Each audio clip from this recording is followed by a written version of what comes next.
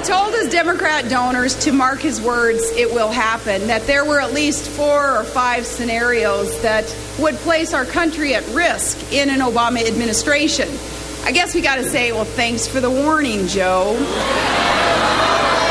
Though he didn't specify what those 4 or 5 scenarios will be, but for clues, just have to go to the Obama foreign policy agenda to find out what maybe this would be.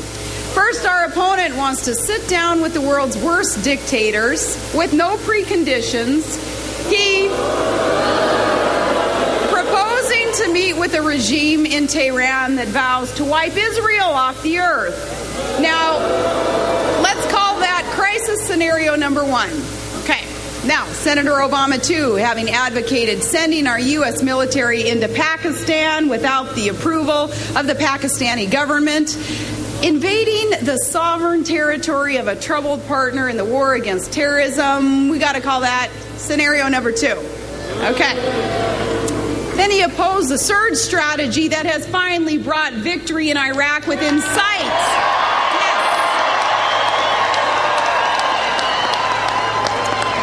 Our opponent has voted to cut off funding for our troops, leaving our young men and women at grave risk in the war zone.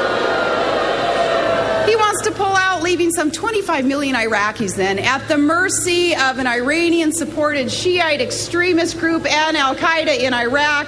By his own admission, this could mean our troops would have to go back to Iraq. That's crisis scenario number 3.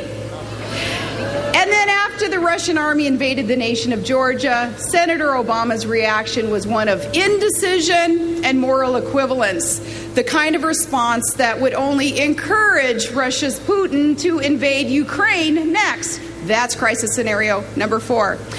But I guess the looming crisis that most worries the Obama campaign right now is Joe Biden's next speaking engagement. Let's call that crisis number 5.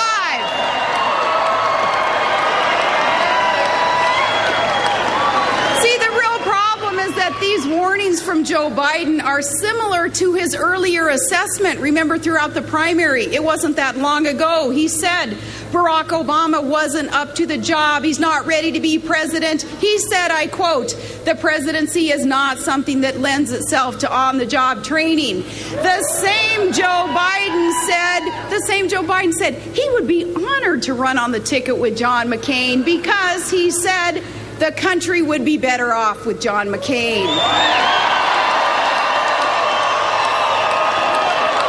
And finally, then, here we have some common ground, because I do want a president, too, who spent 22 years in uniform defending our country, always putting his country first, fighting for you. I want a president who isn't afraid to use the word victory when he talks about the wars that America is fighting. I do want a president who is ready to lead on day one. I want a president with the experience and the judgment and the wisdom and the truthfulness to be able to meet the next international crisis, or better yet, to avoid the next international crisis.